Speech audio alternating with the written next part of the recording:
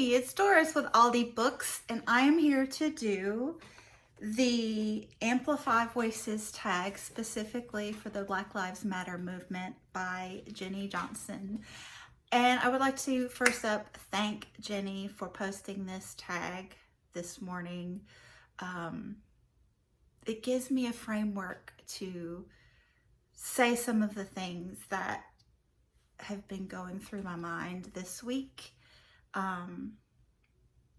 And I didn't know quite how I wanted to address them. So thank you, Jenny. And I will link her original video below.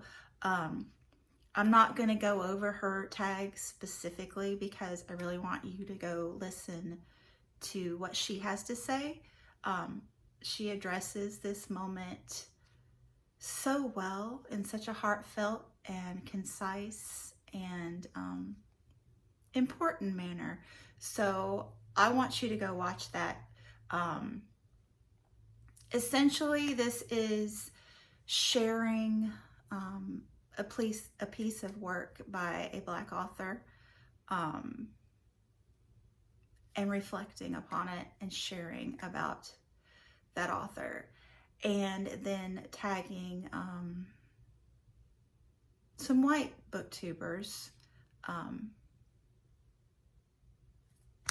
because we need to speak out and be supportive of our Black friends right now. I have been trying to be somewhat quiet on social media to give Black people in this country, in this world, a chance to be heard. I don't know, you know, there's such a din out there of all of us trying to express ourselves, and I want to be quiet and listen for a while. So I've been trying to do that. I have been speaking out on Facebook a little bit every day just because that's where I've been quiet for the last 4 years, because my heart just couldn't take seeing friends and family constantly posting things that hurt.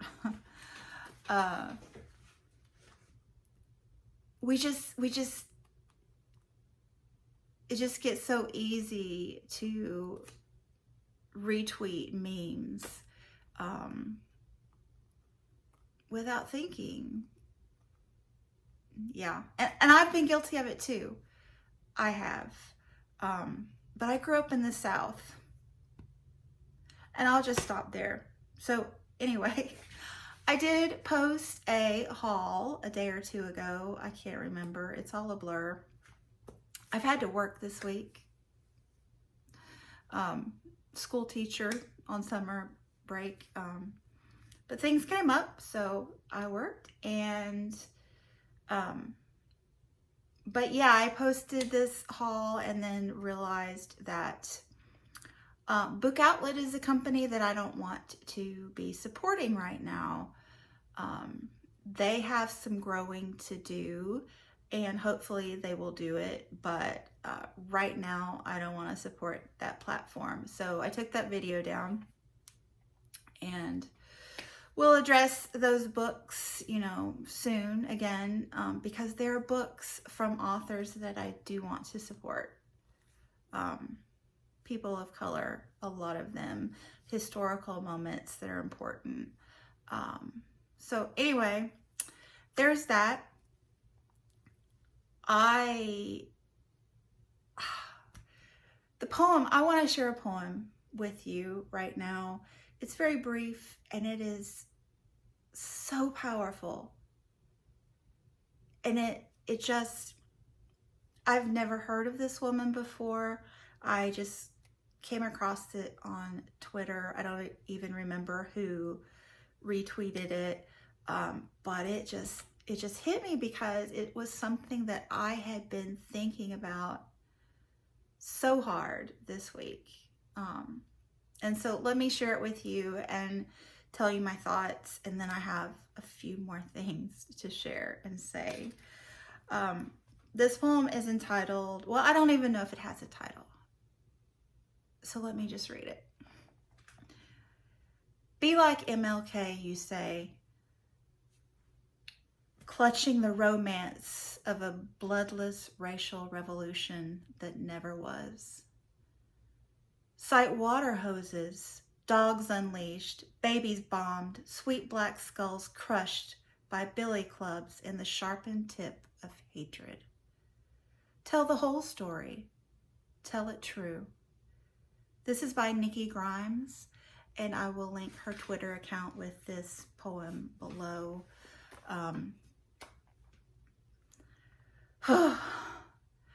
I love Martin Luther King. His work is, his mind, he was such a brilliant mind, and one of the greats that was a great writer, a great speaker, a great thinker at a pivotal moment in history. I teach him every time I have a class because he's just powerful, and I believe in what he had to say. But I think that as white people, we have come to romanticize his words. So we grab these sound bites from his writing, and anytime there's a Black uprising, we throw these words out into the universe to make ourselves feel better. So I have resisted any urge to use any Martin Luther King this week, because I've seen him used to tell Black people to be quiet, and that is just an absolute travesty of justice. Yeah. So I'm not gonna say anything else about that because I'm getting upset. But I have some books to share that kind of express what I've been thinking. So along the lines of this poem, when she says to cite water hoses and dogs unleashed, one more that I need to grab, and excuse me if you see my pajamas, because I get dressed from, you know, the waist up these days.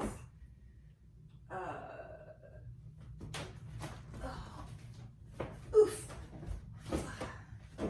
Yeah. So anyway, March.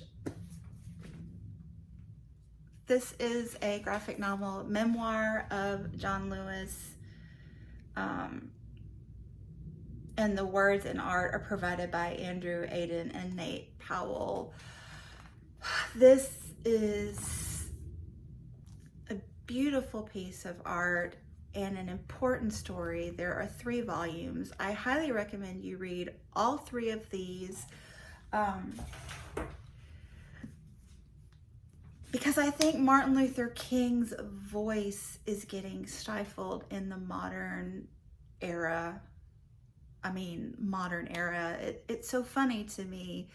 I was born in 1970, so like 5 years after the peak of the civil rights movement. I grew up in a small town in northern Florida, so the heart of the Southland. Went to high school in the late 80s. I graduated in 1988. And in my community, all of the Black people lived in the quarters, which was literally on the other side of the tracks, the railroad tracks. And that was no big deal. Nobody thought anything of it. I say nobody. White people. I'm sure that the African American community thought of it.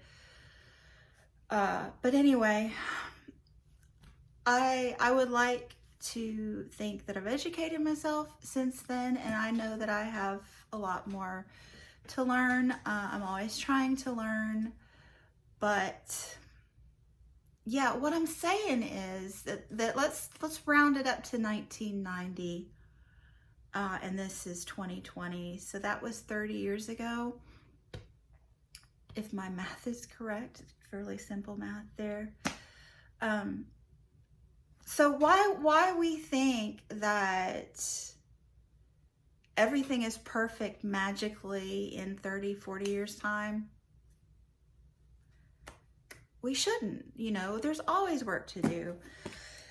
Anyway, so yes, please read those. And the Babies Bombed, I would suggest reading Jacqueline Woodson's Brown Girl Dreaming. This is a gorgeous memoir written in free verse about what it was like growing up in the 60s and 70s as a Black girl in America, both in the South and the North, because she is part of the Great Migration, which I will get to. But highly recommend this author, Jacqueline Woodson, and this book. This is her memoir. And then The Watsons Go to Birmingham, 1963. This is another book that I teach regularly. Christopher Paul Curtis is just at the top of his form in this game. It's a middle grade game. He's at the top of his game in this book. This is a middle grade book about also the Great Migration, and includes the Birmingham bombing of the church and the 4 little girls that died because of white hatred and white fragility. You know, it's a shame completely. But this is funny and poignant and just brilliant. And I say it all the time, but you don't read middle grade, don't trash it. Middle grade is a brilliant, brilliant art form. I would like to take this moment to personally thank 2 of my Booktube friends that I talk to practically every day, for being great friends. Karen from Runwright Reads is hosting the Caribathon this month, along with Cozy Comfy Up. And I will be reading These Ghosts Are Family by Maisie Card for that. I believe this is set in Jamaica. But I haven't read it yet, so looking forward to that. And Patrice Jones, She Would Be King, by Wayetu Moore. I'm reading this month for the Indie Press Project. We're doing Grey Wolf Press, and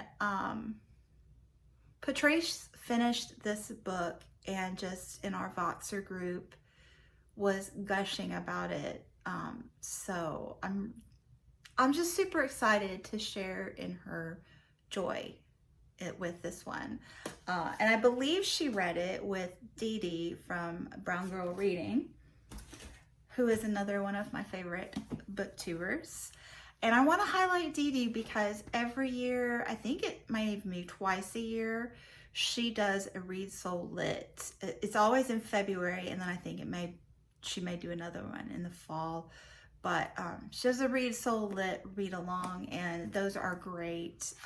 This is the second, favorite book that I've read with that. The Last Thing You Surrender by Leonard Pitts. This is a book that shows you what it was like to be Black in America during World War II. And I just really loved every minute of this. It's a hard read, not gonna lie about that. who am I kidding? Why do I even say that? I say it because I know some people are sensitive when they're reading, but I look at some of the things that are going on, you know, in the world via Twitter is where I'm seeing it, and life is hard. I am kind of sheltered and isolated in my little country home, for the time being at least, but yeah. So this is hard hitting.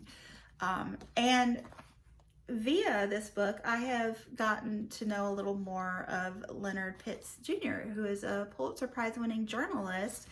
And I just enjoyed the book so much and what he had to say that I've searched him out on Twitter. I'm not really big on looking up authors on Twitter, but I made a point of finding him and following him, and I really am liking the things that he has to say on there. He is a smart man. Another book that I read with Patrice and Karen, and also Heidi,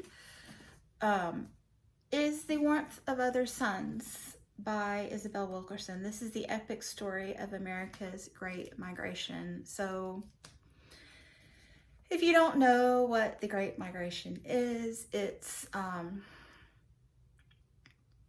as I mentioned, I mean, looking at my small town in the South,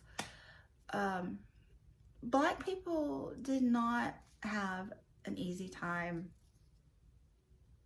That's an understatement at all in the South. So this is from like 1915 through 1970, and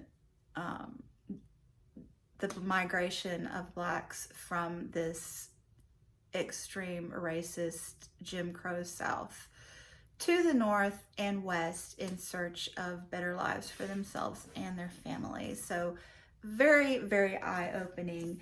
And I'm mentioning this as historical topics.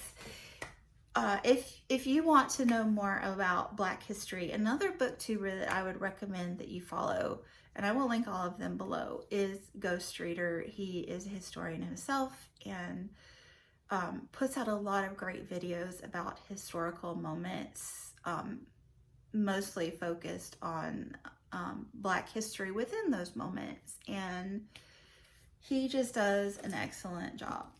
Another, I would say, historian of our current times, commentator on our current times, is Ta-Nehisi Coates. I've read this one, We Were 8 Years in Power, subtitled An American Tragedy. Yes, that is very fitting indeed. And I read the one that he wrote to his son, Between the World and Me. And then I have his first fiction piece, The Water Dancer, that I haven't yet read. But yeah, An American Tragedy. This is 8 essays, one for each of Obama's 8 years in power. That's not the right word. In office, sorry. That's what I mean to say. I mean, that's a brilliant segue. Inadvertent. Because power is not the right word to use, but I think that, you know, along with this concept of white fragility,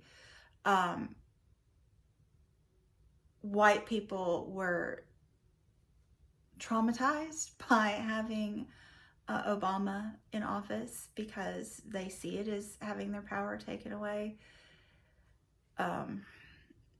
Maybe not consciously, all of them, but some, yes, but definitely subconsciously. And I just have felt like we're dealing with the backlash of having a Black president. I was an Obama fan, and I was gutted in 2016 when that man was elected, and that we would do that to our country and our people. Anyway, Hidden Figures. Oh, this book and this movie, whatever media form you want to consume it in, but you know, Black people don't always have to tell us white people things. They don't have to teach us.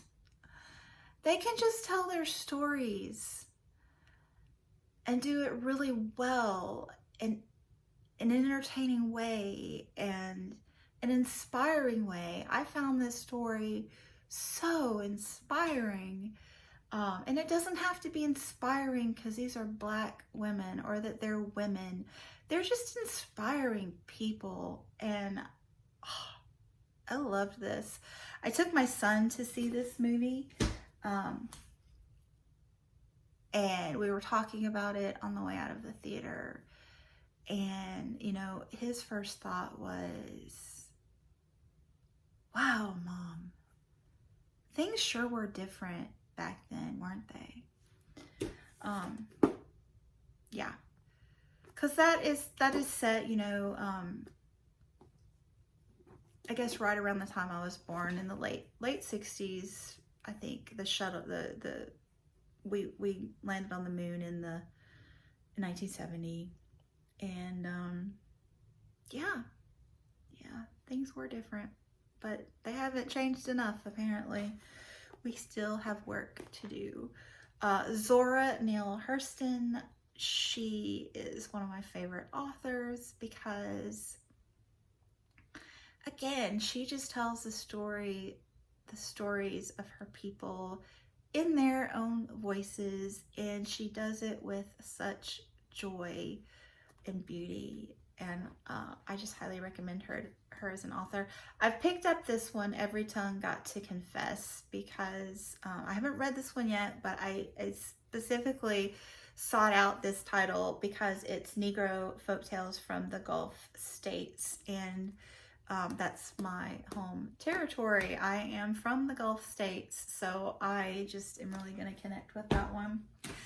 And again, My Sister the Serial Killer by Oyinkan Braithwaite. I just like to show this a lot because it gives me glee that she did so well with the prize rounds with this debut novel. And I was so entertained by this. I just loved every minute of it. Great storyteller. And then I want to end this out with my favorite. This is one of my all-time favorite books, probably in my top 3. Trevor Noah's Born a Crime, Stories from a South African Childhood. If you don't know Trevor Noah, you need to. This is an excellent audiobook. He narrates it himself, and he is a gifted thinker and speaker and author in a pivotal moment in time. So the wave of the future right here. You heard it from me. If you haven't listened to his 7 minutes of thoughts on the times we're in right now, spoken with the voice of reason and experience, you know, like he said, he went through apartheid in South Africa. Yeah, I'm gonna link that below too, and please take the time to watch it. I'm gonna end this out with linking a few of my favorite people on Booktube that I spend time with, and I would like you to get to know them as well. And I'm not tagging them. They are not, you know, intended to do this video at all, because these are Black voices, and this is a tag for white voices to speak out. And I know that I saw another tweet this week about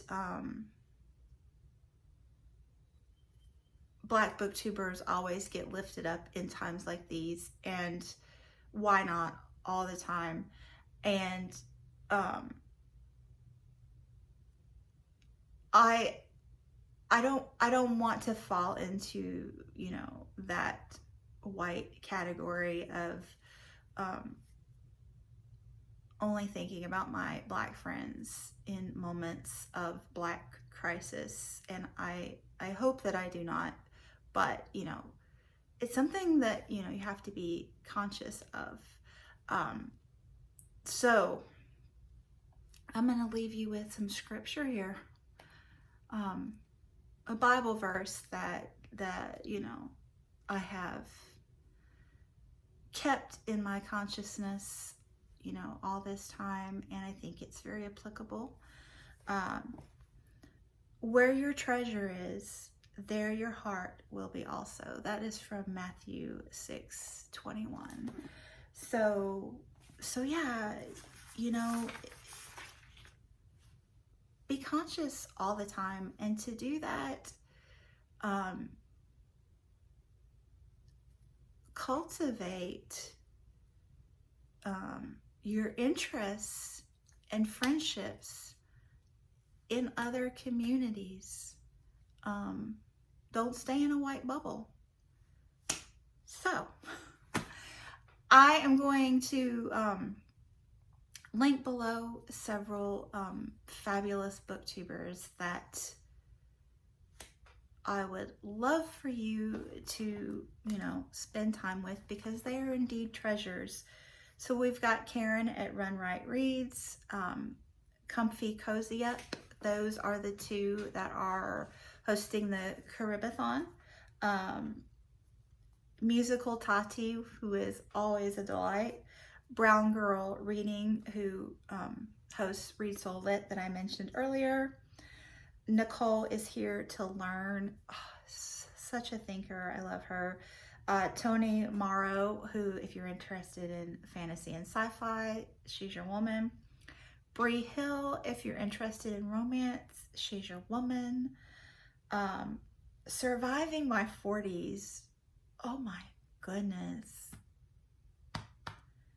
He is on fire. Ghost Reader, the historian, I mentioned him earlier as well. And Freeform Lady. If you want to know how charming the South can be, check her out. And I'm also going to tag some booktubers to do this tag. I'm not going to link them below because the focus isn't on them, but I'm going to let them know personally. So Lindsay's Book Life, Tired Mama Tries to Read, Supposedly Fun, Time to Read, exclamation point. Always doing Mel's Bookland Adventure and Hardcover Hearts. I will be chatting with you all soon. Thanks so much for watching, and I'll be back soon. Bye.